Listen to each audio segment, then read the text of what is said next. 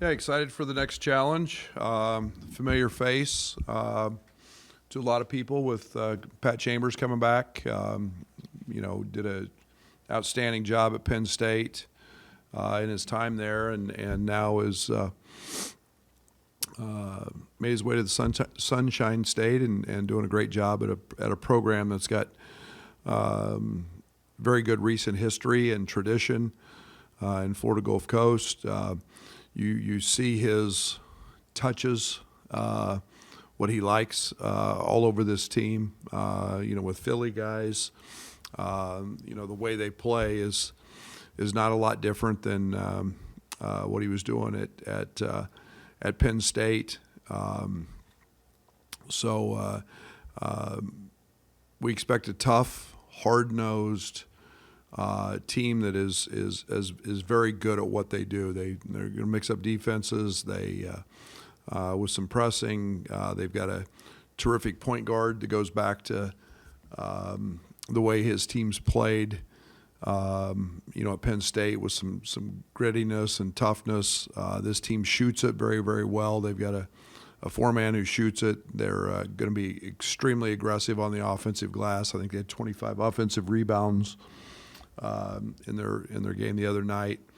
So a team we know a lot about in terms of knowing the style that Pat plays, but a team that's going to be one of the best in their conferences in their conference, and one will have to play well. Any update on Andre, or just how much progress he's making, how close he is to making? Yeah, he still hasn't been through an entire practice. We're monitoring his involvement in practices. We're trying to find out the perfect amount for that. That'll be a game time decision. Everything is reactionary to the workload that he does the day before, and see what that's like. It didn't work last week, and so we'll see or last game. So we'll see what a couple days off, and then some work this week. We'll see what that looks like. Mihail's still out, fighting the hamstring. So, and then Brandon's got a really good lower sprain in his ankle, and pretty black and blue. So he will not play either. When you get to the point where you are making a decision tomorrow about Andre, what's the tipping point to make it a yes or a no? Yeah, that's all. I'll be honest. I don't know that. That's between them and the doctors and him and Justin Games, our trainer. It's about soreness, and I would assume, and the ability not to have further aggravation while we're on the mending process. It's getting better, and we sure don't want a setback. So that's they make those and tell me yay or nay. Maybe it's obvious, but on a night where you made 17 threes, since shot selection has been an emphasis, does that mean it was good shot selection? Yeah, we didn't play very good offensively, to be very honest with you, especially in the second half. We were good in the first half. We call it playing to shape and our space. We got a little out of kilter in the second half. We shared it. We did a lot of positive things. I thought we didn't run as hard in the second half. I think we only had 21 points under 7. But we can't fall in love with the fact that we made shots, and then we got a lot of our misses back, which I am encouraged by, because that's something we're really emphasizing. I think we got 65% of our missed threes back. That's one of the things we've got to continue to emphasize and grow on is that end of it. But we've worked really hard on some things here in the last few days that we know we'll see. that will be different. Just from a size standpoint, we'll see difference with Florida Gulf Coast and athleticism that will be a little different. But we did some really positive things. I'm not trying to downplay that, but I didn't like our second half. It wasn't to our standard. Without Halo, Brandon, I mean, that's kind of bumped Blake up on the pecking order a little bit. I mean, he played 14 minutes early off the bench. What's this opportunity maybe meant for his early development? Yeah, I think a lot. One, he's earned it. Blake's a winner.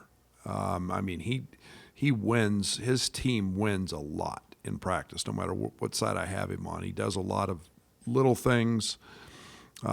He's a scary athlete in terms of his athleticism, vertically and speed. I think he's still learning the intricacies of the college game and how to utilize all of that. But he's a great competitor. He knows his role. He doesn't try to do too much, and he's maximizing his opportunity, and I'm not afraid to put him in a game because I know he's going to compete at a really high level. He's going to play really hard, and he's going to do what he's asked. When Andre ultimately is available, just as a coach, how will you approach kind of integrating him in, and do you expect there to be kind of a period of time where he's still feeling his way into how he fits? Yeah, he hasn't done anything in 8 weeks. So I think there's definitely going to be a feeling out period for everybody involved and for him. And, in some of the moments he's been in practice, he's been very good. He's very smart. So he's picked up, what we're doing. And now it becomes just about timing. And I worry more about the defensive side. Communication is a big part. It sounds like a little thing, but when you don't hear somebody's voice on a day-to-day in practice when they're making calls and they're handling things, it's a little foreign, and we haven't heard his voice a lot, so we're still getting used to that. But there'll be an adjustment period. There's no doubt. Coach, you said in the second half the other day that you just started polling guys if they didn't crash the boards the way you liked it. Was that kind of the luxury of doing that because of what the lead was, or is that something we could see continue? Both.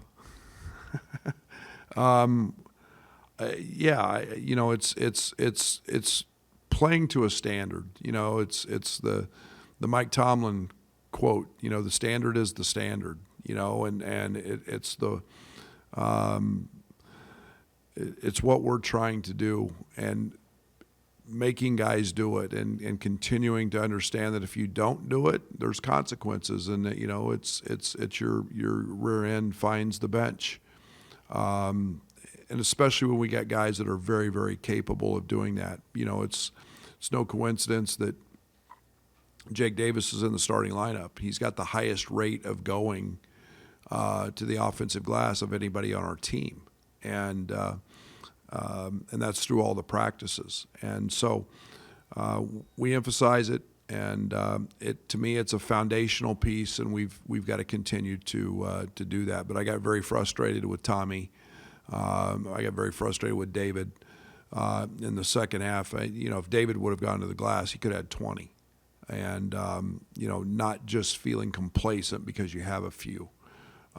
We've got to have much more from Tommy on the glass than what he gave us. And he was a guy last year that could have, was close consistently to a double-digit rebound, and his effort the other night was not up to his standard or ours. So yeah, come sit on the bench. We'll find somebody that. Jason Jacks just gets 9 in 11 minutes. He does what he's supposed to do. So we'll reward that. No, it might be hard to fully gauge up to this point, but where do you feel like your team is at defensively compared to where you hoped you'd be at this point? I don't know. That's a question I don't know. I think the next few weeks we'll find out a lot. I think we'll find out a lot more Friday. Gulf Coast runs good stuff. They're going to run some actions. They're going to execute. They're going to have a plan. The other night, it was a lot of isolation ball screens. I thought we did a nice job of guarding the ball. We better do that on Friday night, or Barno, their point guard, will live, in the paint. But it all starts with Kylan on that front and being able to control that. I do think that's one area, if and when we get Dre back, that he'll help us. I think he's got a chance of being an elite defender. Kylan's getting better every day. It's where we miss Brandon as well. But, I think we're making progress and we're getting better. We have a saying, quiet teams lose. We're continuing to work on communication. And that's probably the biggest challenge with our freshmen right now, is just talking and communicating. Tommy played maybe the shorter stints that you talked about, even though he got 23 minutes. I mean, just where's he at maybe in getting his wind? Yeah, I mean, you don't just get it back. It's a process. I mean, he missed 16 practices. So you just don't get it back. And I mean, it's just a gradual process. So I don't great conditioning isn't how long you can play. It's how quickly can you recover. And that's the piece that comes from just getting it back. So he's a worker, he's tough. But he's got to understand that the expectation is always more than maybe even what he thinks. So, how have you seen Jake embrace his role on this team and the opportunity that he's gotten? phenomenal. Jake's been great. He's an elite shooter.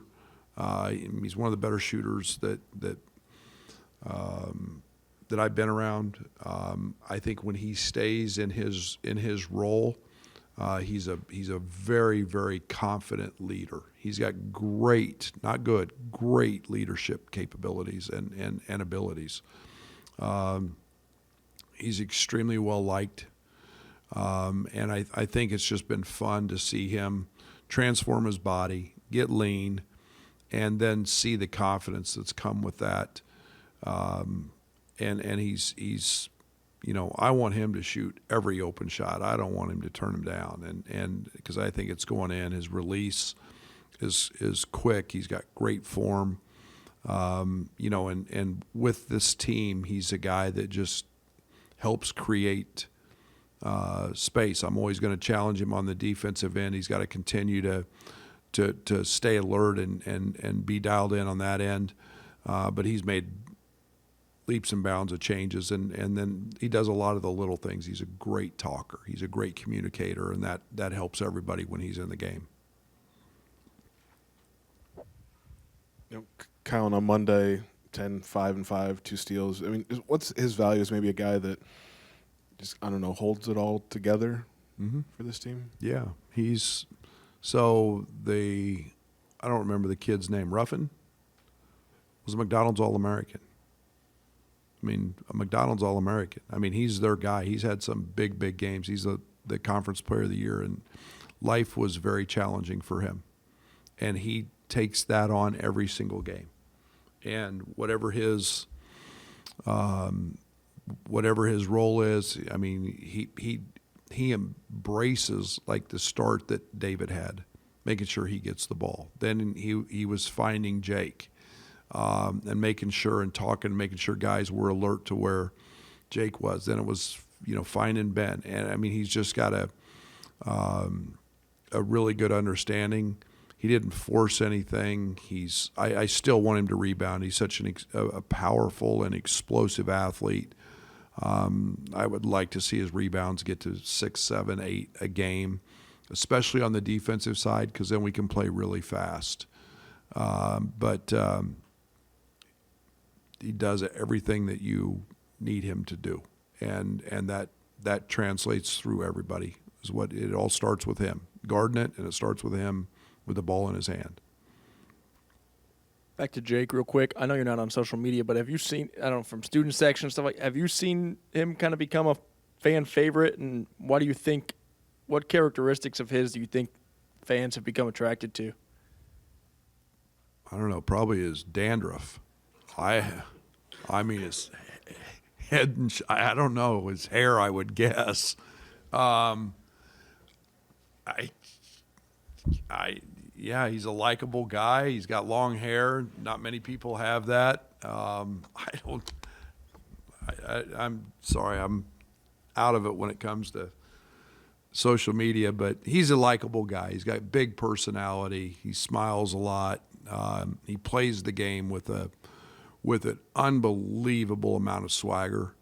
You know, down low, probably our best trash talker as well. But I would think probably that the hair has a little bit to do with his look, his likeness, whatever you call it. Thanks.